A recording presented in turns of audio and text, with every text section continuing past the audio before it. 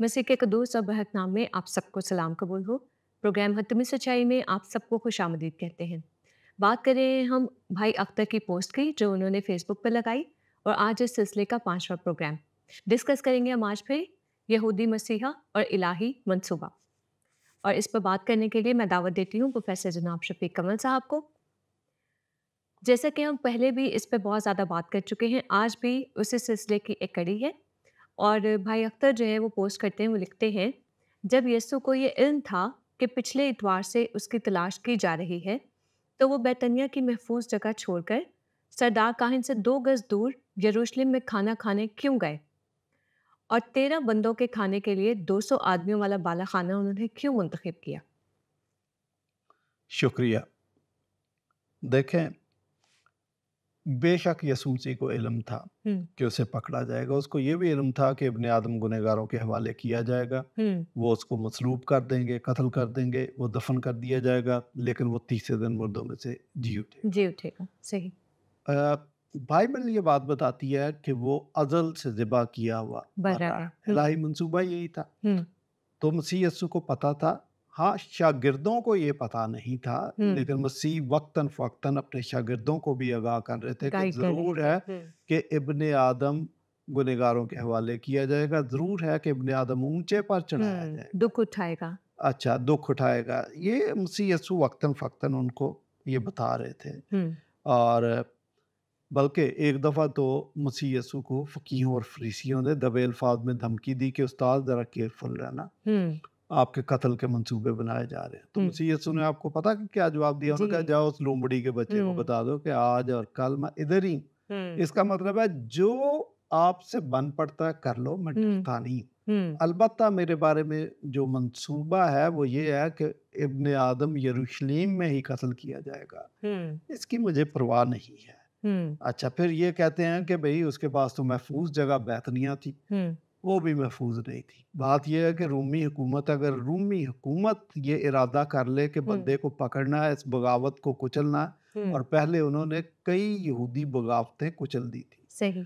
तो वो जगह भी महफूज नहीं थी। हम्म ये नहीं है, मसीह यस्सु कहीं पे भी होते, महफूज थे या नहीं, उनको इस बात का डर नहीं था। हम्म वो नहीं डरते थे। इस मंसूबे के लिए, मौत के लिए वो तैयार थे, और उन्होंने एक बहादुर जर्नैल की तरह उस मौत को गले लगाया। हम्म आप समझने की कोशिश करें। हाँ, जिस बात से यीशु मसीह ग्रेज करते थे वो ये थी कि सलीब के अलावा अगर कहीं पर भी मौत का खदशा है तो उससे अपने आप को बचाया जाए। उन्होंने अपने आप को बचाया, और बचाना चाहिए था। लेकिन सलीबी मौत के मुतल्लिक़ कभी उन्होंने किसी खौफ या खदशे हम्म का इज़हार नहीं किया कि रात को मुझे डरावने ख्वाब आते हैं, हम्म स्लीपें नज़र आती हैं, मैं तो डर जाता हूँ, मेरे तो मैं बड़ा पसीने परेशान छूट हूँ, ये परेशान क्या हूँ। होने वाला है। नेवर। हम्म स्लीपी मौत से उन्होंने कभी अपने हम्म आप को नहीं बचाया। वो जो बागे गतसमनी में दुआ की थी कि "ऐ बाप, अगर हो सके तो ये प्याला मुझसे टल जाए", बाद लोग उसको भी मिस इंटरप्रेट करते हैं। हम्म वो सलीबी मौत के बारे में नहीं कहा था। वो सलीब से हटकर जहाँ मौत का खदशा था तो अपने आप को बचाना चाहिए था, बचाया। ठीक है, वो कई एक मकामात थे जहाँ पर किया। सलीबी मौत उन्होंने मांग कर ली थी। इसके हम्म बारे में वो फुल्ली प्रिपेयर्ड थे। ये हम्म आपको बताऊं, बल्कि मैं आपको बताऊं कि जब हमलावर आए तो आपको पता है कि जब उन्होंने पूछा तो मसीह ने कहा मैं ही हूँ। हम्म तो मैं हूँ एक ऐसा कलमा है जो डिवाइन अथॉरिटी शो करता है।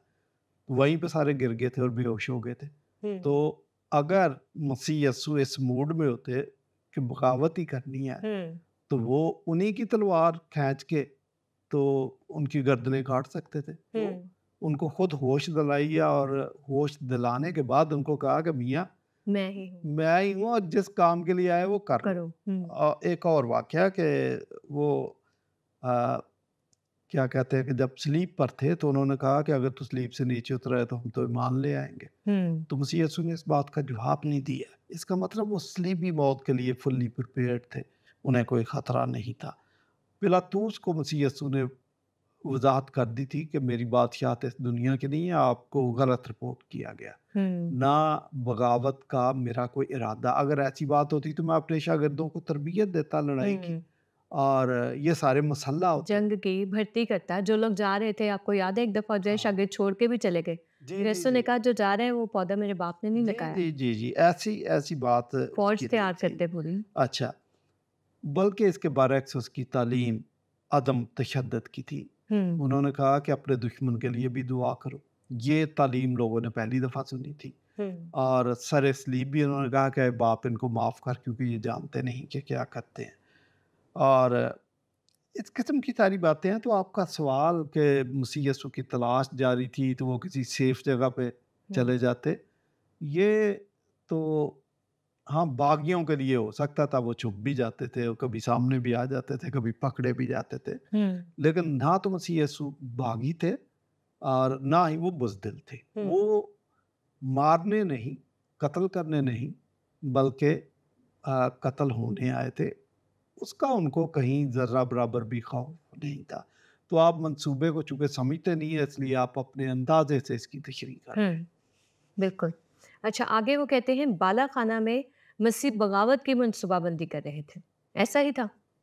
नहीं, ऐसा बिल्कुल नहीं था। ये सारी इन्फॉर्मेशन गलत। पहले सवाल में भी जो उन्होंने कहा कि वो तो अ, 13 बंदों के खाने के लिए 200 आदमियों वाला बाला खाना क्यों हुँ, मुंतखब किया? आपके दिमाग में यही बातें चल रही हैं कि वो बगावत की मनसूबाबंदी कर रहे थे। हुँ, पहली बात कि इनका इशारा ये है कि मसीह यस्सु हुर मुजाहिदीन के साथ हुँ, मिली भगत करके ये काम कर रहे थे। हुँ, वहाँ पे देखें, एक और बात जो इनकी बात से मुझे समझ आ रही है कि बहुत सारे ग्रुप थे वहाँ पर, और मुजाहिदीन थे, मसीह यस्सु के शागिर्द थे, यहूदी मुखालफिन थे, हुँ, रूमी थे। और क्या ये सारे मिली भगत के साथ ये काम कर रहे थे? क्या कोई हुँ, ड्रामा चल रहा था कि भई ये किरदार है, हुँ, ड्रामे का किरदार अदा कर दिया, बाद में भई मिल के चाय भी पी लेंगे? हुँ, ऐसा कुछ नहीं था। ये रूमी हुकूमत थी, रूमी हुकूमत में उनकी मर्ज़ी के बगैर चिड़िया पर नहीं मारती थी। हुँ, उनकी मर्ज़ी के खिलाफ आप सोच भी नहीं सकते थे। ये हुँ, चूँकि ये अंदाज़ा भी नहीं कर सकते। हुँ, ये सारे के सारे लोग वो हैं जो मुल्क पाकिस्तान में पले-बढ़े हैं। तो ये सोच भी नहीं सकते कि वहाँ पर हुँ, क्या किस किस्म की सिचुएशन थी? सिचुएशन हुँ, कैसी थी। तो इसलिए इस किस्म की बातें करना, मुझे नहीं पता कि इनको हुँ, अ, देखें, अ, हुर मुजाहिदीन बहुत सारे काम कर रहे थे। इससे पहले यहूदा गलीली ने भी बगावत की, हुँ, थियोडास ने भी बगावत की, इवन बराबा ने भी बगावत की।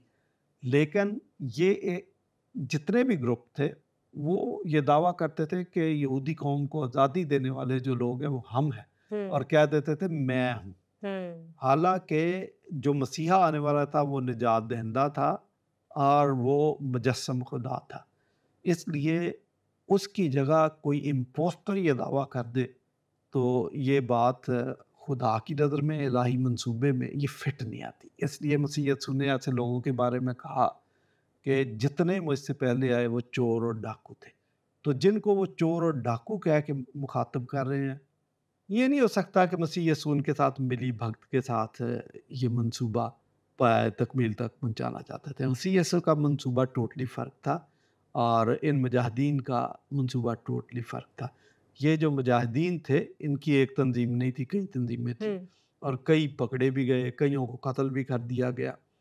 तो उनका मंसूबा ये था कि डाके मारें, चोरियाँ करें, कत्ल करें और रूमी हुकूमत की बुनियादें खोखली करें और किसी न किसी तरीके से अपने मुल्क को आज़ाद करके दोबारा हुँ, हज़रत दाऊद और सुलेमान का दौर बर्पा करें हुँ, और उसी तरह की शान और शौकत मिल जाए जिसमें हुकूमत अपनी हो, वज़ारतें अपनी हो, हुँ, और जनाब हम इसराइली हुकूमत, यहोवा हमारा बादशाह, ये वो सोच रखते थे।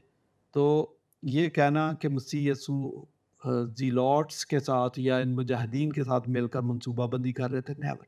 हुँ, आप ये देखें कि भाला खाने के अंदर मसीह यीशु ने शायरबानी की रस्म का इजरा किया हुँ, और उनको कुछ ज़रूरी तालीमात दी। हुँ, वो ये दिया कि उनके पाँव भी धोए, जी, अ, शागिर्दों के पाँव धोए, पाँव धोए। कहा खादिम का नमूना आपने बिल्कुल, अपनाना है। बिल्कुल, ये किया।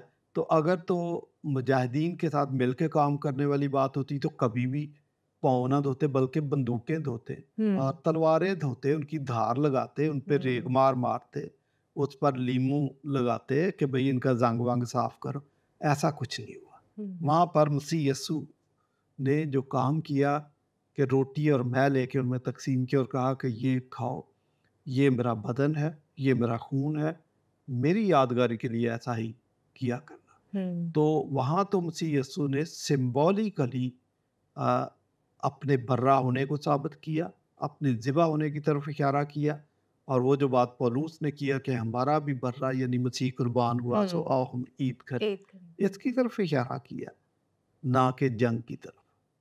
तो वो जिस काम के लिए आए थे उन्होंने वही किया, और शागिर्दों ने भी उसको रॉन्ग नहीं पिक किया। आप ये देखें कि अगर शागिर्द रॉन्ग पिक कर लेते तो वो तो तलवारों के साथ लड़ाई करते। आपको पता है कि गिरफ्तारी के मौके पर एक शागिर्द ने शायद ये बात पिक की कि नहीं हमें लड़ाई करनी है, लेकिन उसको मसीह यीशु ने बुरी तरह डांट दिया कि अपनी तलवार म्यान में कर, और साथ एक तारीखी जुमला भी कहा, उसने कहा कि जो तलवार से कत्ल करते हैं वो तलवार ही से कत्ल किए जाएंगे। उसके बाद मुझे बता दें कि कहीं शागिर्दों ने मुनादी के लिए तलवार का इस्तेमाल किया हो, कोई जंग की हो, कोई जंग की हो, कोई ऐसी स्पीच दी हो कि जिससे पता चलता हो कि वो बागी थे। बल्कि पतरस ने जो पहला खुतबा दिया वो तबलीगी खुतबा था। ठीक है, हाँ, जो बगावत उसमें इमाल की किताब में लफ्ज़ इस्तेमाल हुआ कि तुमने पूरे जहान को बागी कर दिया, वो ये नहीं था कि वो हमारी हुकूमत के ख़िलाफ़ बगावत कर रहे, वो मसीही तालीम की बात कर रहे थे। वो तो मसीह यीशु ने खुद भी इशारा किया कि मैं सुलह कराने नहीं बल्कि आग लगाने आया। उसका भी ये मतलब नहीं था कि आप इनकी अमलाक को जलाओ, बसों को आग लगा दो। He never meant that. उसका मतलब था कि जो मुझे कबूल करेगा, फ़र्ज़ किया कि ख़ानदान में बाप मुझे कबूल करता है तो बेटे उसके खिलाफ हो जाएंगे, और अगर बेटा कबूल कर लेता तो माँ बाप उसके खिलाफ हो जाएंगे, और अगर भाई कबूल कर लेता तो बहन उसके खिलाफ हो जाएगी। ये उसका मतलब था, और ये हम 2000 साल तारीख में ये देख रहे हैं। आज भी ये देखते हैं। आज भी देख रहे हैं, और ख़ुसूसी तौर पर इस्लामी दुनिया में तो इसको आप खुली आंखों के साथ इस फिनोमिनन को देख सकते हैं। अच्छा, ये जो इन्होंने कहा कि ये 13 लोगों के लिए 200 आदमियों का बाला खाना, तो इसका कोई तारीखी हवाला है कि 200 आदमियों के लिए वो बाला खाना था? ये फिगर कैसे इन्होंने पिक किया होगा अख्तर भाई? मैं समझता हूँ कि ये इसकी जिम्मेदारी, इसका जो रिस्पॉन्सिबिलिटी ऑफ प्रूफ है, ये उनके कंधों पर है कि आपने एक शुरली छोड़ दी है, उसका हवाला क्यों नहीं दिया? और इतनी बड़ी बात इतनी बड़ी बात कह रहे हैं कि तो 13 आपको लोगों हवाला, के लिए बल्कि 200 आदमी। इनको उस बाला खाने की तस्वीर तस्वीर खींच भी के दे बेशक देनी चाहिए थी कि ये कि इसकी देखो, ये कैपेसिटी बना ये कर थी, इसका हदूद दरबा कैपेसिटी ये ये था। थी, और अब उस उनकी बंदूकों की, तलवारों की तस्वीरें भी खींचनी चाहिए थी कि ये देखो जी, इसमें 200 तलवारें क्यों रखी हुई है, ये तो खाना खाने आए थे। ऐसा कुछ नहीं। सही। अच्छा, आगे वो कहते हैं कि फसा के खाने में, साजिश में ज़िलॉट्स मौजूद थे जो अपने 2000 साथी सलीब की नज़र कर चुके थे। वो जिल्लादों को रिश्वत देने और सलीब से बचने के गुर जानते थे। मंसूबा यही था कि मसीह को सलीब पर कीलों के बजाय रस्सियों से बांधकर मुर्दा करार देकर सलीब से उतार लिया जाए। Very good, very good. इस पे तो मेरा दिल चाहता कि मैं तालियां बजाऊं। अब मुझे तो इनको मशवरा देना चाहिए भाई अख्तर साहब को कि आप लतीफ़ों की भी कोई किताब लिखें, ताकि हम फुर्सत में जब कभी उदास हों, परेशान हो, तो हम लतीफ़े पढ़ के हंस लिया करें। ये इलाही मंसूबे के बरअक्स आप जो मंसूबा पेश कर रहे हैं, वो इतना अहम खाना नॉनसेंस मंसूबा पेश कर रहे हैं। और कोई तारीखी बुनियाद नहीं रखता। मैं अभी इसको एनालाइज करके आप बता देता हूँ। आप देखें कि ये कह रहे हैं कि ज़ीलाट्स मौजूद थे, और ज़ीलाट्स अपने 2000 साथी मरवा चुके थे। ये हाफ ट्रूथ बयान कर रहे हैं। मसीह यीशु की उम्र जब 12 साल थी, उस वक्त नो डाउट इनके 2000 साथी पकड़ के उनको सड़कों के किनारे सलीब दे दिया गया था। ये बात तो दुरुस्त है, लेकिन मुकम्मल ट्रूथ नहीं है। अब देखें, इन्होंने चुना ज़ीलाट्स को कि ये बड़े तजर्बाकार लोग हैं, और साथ मफरूज़ा क्या बयान कर रहे हैं कि इनको ये गुर भी आते हैं कि जलादों को रिश्वत कैसे देनी है और उनको मैनिपुलेट कैसे करना है। इसलिए रिश्वत दे के तो मंसूबा ये है कि उनको बोलेंगे कि मसीह यीशु को गिरफ्तार तो करो, तो कील ठोकने की बजाय इनको रस्सियों से बांध देना और इनको बेहोश कर देना, और बेहोश किए हुए को हम उतार के ले जाएंगे, दोबारा होश आ जाएगी। ये मंसूबा।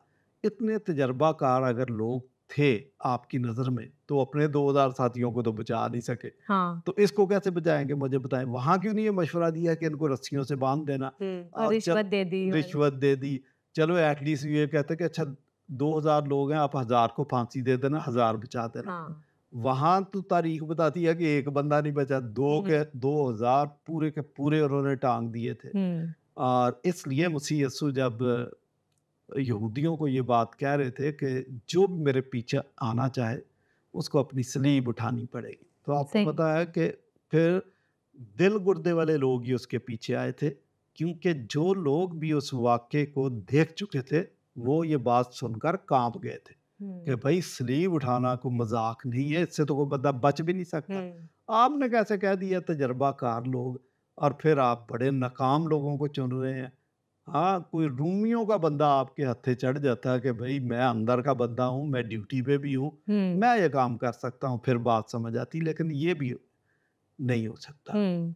इनको रोमी हुकूमत का पता नहीं है। आपको ये याद है वो पौलुस का वाक़या कि रूमी जो हवालदार था वो खुद अपने आप को कत्ल करने वाला था कि अब जो ये सिप भाग गए हैं मुजरिम, हुँ। तो मेरा हशर क्या होगा? तो वो इससे उसको पहले कि पता मैं था खुद कि ही कर मुझे हाँ, सरेआम फांसी दे के ज़िल्लत की हुँ। मौत तो इससे मारेंगे, अच्छा मैं खुद ही को अपने तो आप को मैं खुद वो हलाक कर ज़िल्लत दूँ। बर्दाश्त नहीं कर सकता, इसलिए ये करता हूँ। अच्छा, ये जो मफरूज़ा कायम कर रहे हैं, ये मफरूज़ा हिंदुस्तान में, पाकिस्तान में, बांग्लादेश में तो ऐसा हो सकता है कि आप पुलिस को रिश्वत दे दें हुँ, और मैनिपुलेट कर दें कि भई ऐसे कर हुँ, देना, और यहाँ की पुलिस इतनी कारीगर है कि वो ऐसे काम कर जाती है। हुँ, लेकिन रूमी हुकूमत के बारे में ये सोचना कि वहाँ की पुलिस, वहाँ के प्यादे ऐसा कर देंगे, नेवर। ये जानते नहीं हैं, इन्होंने पस मंज़र नहीं पढ़ा, न्यू टेस्टामेंट बैकग्राउंड नहीं पढ़ा, और रूमियों की हुकूमत के बारे में पढ़ा नहीं कि हुँ, वहाँ पर कवानीन कैसे थे और क्या होता था। ये सारी बातें ख़याली तौर पर अपने ड्राइंग रूम में बैठ के बना लेते हैं, वाक़यात, हक़ाइक़ का इनको पता नहीं होता। अच्छा, इतनी जो तकलीफ़ आप कर रहे हैं कि जी हमने रिश्वत भी देने का ठान हाँ, लिया, मनसूबाबंदी कर ली, पैसे भी खर्च किए। हुँ, तो भाई सीधा ही मसीह को कह देते कि सलीब से बचना, आप यरूशलेम में आओ ना, 1 हफ़्ता हुँ। गायब हो जाओ। हाँ, शांत हो जाइए, अंडरग्राउंड हम आपको अंडरग्राउंड अंडरग्राउंड कर चले देते जाइए। हैं। आसान गिरफ्तार तरीका। आसान तरीका तो ये था बजाय इसके कि गिरफ्तारी भी देनी है, हुँ, स्लीप पर भी चढ़ाना, मुकदमा भी चलाना, कोड़े भी खाने और हैं, मरने भी नहीं देना। और मरने भी नहीं देना, और सिर्फ बेहोश करना। हुँ, इतना रिस्क लेने की ज़रूरत क्या थी? आप देखिए कि नॉनसेंस मंसूबा आप हमें बता रहे हैं, इलाही मंसूबे के अल्टरनेटिव के तौर पर। या तो होता कि उससे बेहतर मंसूबा पेश कर देते, हम भी कहते कि हाँ भई ये बहुत बेहतर मंसूबा है। तो ये तो इनकी अच्छा, फिर उसको मुर्दा करार देना ताकि बाद में होश आ जाए। हुँ, ये भी जो कहानी बयान कर रहे हैं, ये swoon थ्योरी है। अच्छा। swoon थ्योरी ये है कि मसीह यीशु सलीब पे जब चढ़े थे तो वो दरअसल उनकी डेथ नहीं हुई थी, वो हुँ, बेहोश हो गए थे, हुँ, और बेहोश हो गए थे, बाद में होश आ गई। अच्छा, इस थ्योरी को कादियानियों ने कैच कर जी, लिया, उनको जी। बहुत अच्छी लगी, और उन्होंने अहमद दीदात साहब ने, जाकिर हुँ, नाइक ने बड़े ज़ोर शोर से इसको पेश हुँ, किया। अब इसमें भी देखें, मैं हैरान हूँ इनके कि वैसे कादियानी काफ़िर है, हुँ, वैसे वो नॉन मुस्लिम है, वो हुँ, नमाज़ नहीं पढ़ सकते, वो अपने आप को मुसलमान नहीं हुँ। कह सकते, अपनी कब्र पे खुतबा तक नहीं लगा लगा सकते। सकते। हुँ, लेकिन जो थ्योरी आपको पसंद आती है ना, इसके लिए वो बड़े हुँ, फ़ेवरेट हो गए कि सही। उनकी बात बड़ी मकबूल है, लिहाज़ा इसको अपना लिया आपने। हुँ, मैं हैरान हूँ इनकी अक्ल से कि वैसे कादियानियों के सरासर खिलाफ, लेकिन ये थ्योरी वही। अच्छा, फिर ये वाली थ्योरी कुरान मजीद के भी खिलाफ। हुँ, कुरान मजीद ये कह रहा है, और हदीसें इनकी ये रवायात, इस्लाम ये कह रहा है कि मसीह यस्सु की जगह एक और शख्स को सलीब दे दिया गया था, और उसकी शक्ल मसीह यस्सु जैसी बना दी गई थी। उसको सलीब दे दिया गया, और मसीह यस्सु रोशनदान से आसमान पर जिंदा उठा दिए गए। इस्लाम की थ्योरी ये है।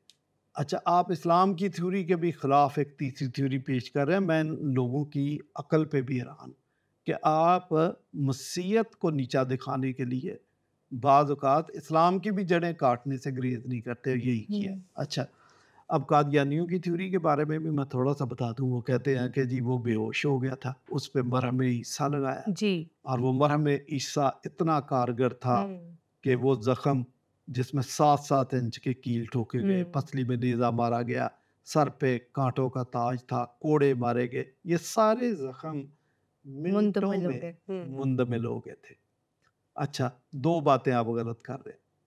एक बात तो ये कि उस वक़्त की मेडिकल साइंस इतनी तरक्की याफ़्ता थी कि इतने गहरे ज़ख्म बिल्कुल ठीक हो गए। अ, मुझे एक अमेरिकन प्रेसिडेंट की बात याद आती है कि उसको शूट किया गया, केनेडी।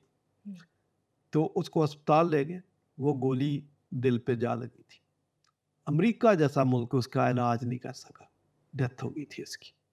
और आपको पता फिर अमरीकी परचम सर में वो हो गया था। ये कह रहे हैं कि मसीह यीशु के दिल पे नेज़ा भी लग गया था और ये जनाब मरहम लगा दिया। पहले बात तो मरहम ऊपर से दिल तक उंगली पता नहीं कैसे लगाया होगा कि वो ज़ख्म भी ठीक कर लिया उन्होंने। ये सारी फजूल बातें हैं। दूसरी बात कि वहाँ के लोग इतने बेवकूफ़ थे कि जिन्होंने चेक किया वो ये समझे कि ये मर गया और था बेहोश। ये मफरूज़ा भी और बेहोश शख्स पे उन्होंने मुरोद और ये सारी चीज़ें भी लगा ली हैं हाँ, उनको पता ही नहीं चला। एक और बात मैं आपको बताऊँ जो इनको पता नहीं है। ये जितने भी लोग जिसने ओरिजिनली सून थ्योरी घड़ी और जो कादियानियों ने पिक की, बाद में मुसलमानों को भी बहुत पसंद आ गई। मुझसे अगर पूछे ये सब बेवकूफ़ हैं। इनको यहूदियों का तरीक़ा तदफ़ीन पता नहीं। यहूदियों का तरीक़ा तदफ़ीन ये था जो फ़िरौन की लाश को मसाले लगाते थे और वो मसाले लगाने वाले यहूदी थे। ये भी आपको बताऊँ। वहीं से ये चूँकि यही काम करते थे, तो उसी तरीके के साथ ये केनान में आ गए और इन्होंने उस तरीके को अपने लोगों की लाशों को महफूज़ करने को भी जारी रखा। वही मसाले लगा रहे थे, आप देखें। अब वो मसाले जो लगाते थे, कैसे लगाते थे?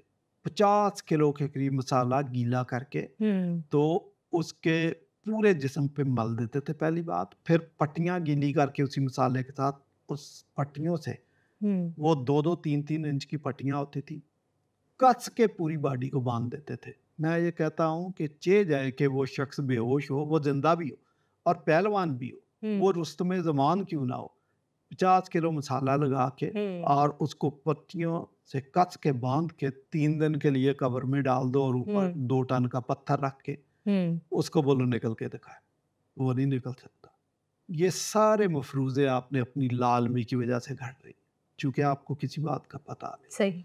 तो ये सारी बातें जो मंसूबा आप इलाही मंसूबे के अल्टरनेटिव के तौर पर पेश कर रहे हैं, तश्तज़बाम हो जाता है सारा। सही। आगे वो कहते हैं मसीह को सलीब पर बेहोश करने के लिए पित्त मिली मैं पिलाई गई, वरना वो जिंदा था और अभी सांस ले रहा था। जी, ये जो उन्होंने कहा कि मसीह यीशु को पित्त मिली मैं पिलाई गई, ये भी इन्फॉर्मेशन ठीक नहीं है। देखें, पित्त मिली मैं जो है ये वहाँ की सिकंदर जदीद ये बात बताता है कि वहाँ की औरतों ने, वो शायद ह्यूमन राइट्स के लिए काम करती होंगी, कि आप दुनिया की सख्त तरीन और जो सबसे अजियतनाक सज़ा है, सज़ाए मौत बज़रिया सलीब, क्रूसिफिक्शन, ये दे रहे हैं, तो हमें ये इजाज़त दें कि हम उनको पित्त मिली में एक मशरूब तैयार किया है, मुल्ज़म को सलीब देने से पहले पिला दें ताकि उसके दर्द की शिद्दत को कम किया जा सके। हुकूमत ने एग्री कर लिया। यही पित्त मिली मैं मसीह यस्सु को जब पेश की गई तो उन्होंने इनकार कर दिया। तो आप ये देखें कि इनकार करने की वजह ये थी कि मसीह यस्सु कफ़ारे की मौत मरना चाहते थे और कफ़ारे की गर्ज़ो गायत ये है कि उस दुःख, उस दर्द, उस अज़ियत को जो उसके के बगैर खून बहाए माफ़ी नहीं, उसके मिसदाक ज़रूरी था कि उस दुःख, दर्द और अज़ियत को अपने जिस्म पर बाहोश-ओ-हवास महसूस करें, और उन्होंने ऐसा ही किया और यही कफ़ारे की गर्ज़-ओ-गायत थी। तो आप जो कह रहे हैं कि ये सारी रॉन्ग इन्फॉर्मेशन दे रहे हैं, उन्होंने रिफ्यूज़ कर दिया था, उन्होंने पी नहीं, वरना पी लेते तो हम कहते कि हाँ जी बेहोश हो गए थे, उनको तो दर्द का पता नहीं ऐसी बात नहीं है। और बल्कि मसीह यीशु को ये भी उन्होंने कहा कि सलीब से नीचे उतरा, तो वो उतर भी सकते थे, लेकिन उन्होंने उसकी इस फ़रमाइश को रद्द कर दिया था। तो ये सारी बातें आप जो है ना ये अंदाज़े से बताते हैं। जी। आगे वो कहते हैं मसीह की मसलूबियत एक अवामी जगह के बजाय एक प्राइवेट बाग में की गई ताकि कोई चश्मदीद गवाह बाकी ना रहे। मैंने पहले भी अर्ज़ किया कि ये जब इस किस्म के सवाल बनाते हैं, तो ये उन लोगों की ज़हनियत है जो या तो बांग्लादेश में या हिंदुस्तान में या पाकिस्तान में पला-बड़ा हो। इन 3 मुल्कों में और भी कई मुल्क हैं ऐसे कि जहाँ इस किस्म की बात पुलिस के साथ मिली-भगत करके ऐसे काम मुमकिन होते हैं। यहाँ पे तो कोर्टों के फैसलों को भी मैनिपुलेट कर दिया जाता है।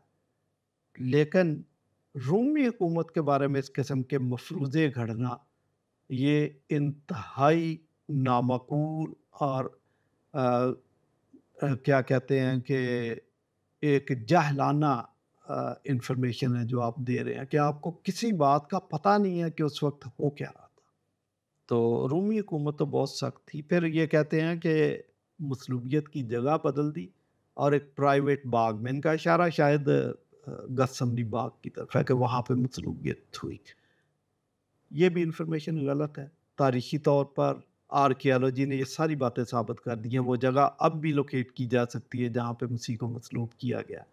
बल्कि एक-एक जगह हमारे कैथोलिक फ़िरका उन्होंने तो वो 14 मकाम भी हुँ, डिस्कवर किए हुए हैं। तो आप कैसी हुँ। बात करते हैं कि जी कहाँ पे क्या हुआ? ये आपकी बात जो है ये बाइद अज़ क़यास है। अच्छा, फिर ये मौला जट फ़िल्म नहीं है कि आप सुल्तान रही की जगह बोलें जी शान को डाल लें, आप ऐसा कर लें। हुँ, ये आपकी मर्ज़ी का बनाया हुआ फ़िक्शन, अफ़साना या ड्रामा नहीं है। तो आपने कैसे मफ़रूज़ा गढ़ लिया कि ये सारे मिल गए हुए थे हुँ। और एक ही काम कर रहे थे? नेवर। बहुत शुक्रिया प्रोफ़ेसर जनाब शफ़ीक कमल साहब। आज भी हमने बात की यहूदी मसीहा और इलाही मनसूबा।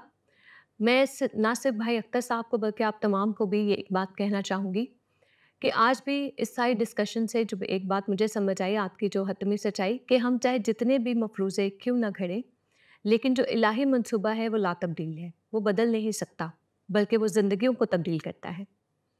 एक रिक्वेस्ट करना चाहूँगी क्योंकि मेरा ताल्लुक रिसर्च से है।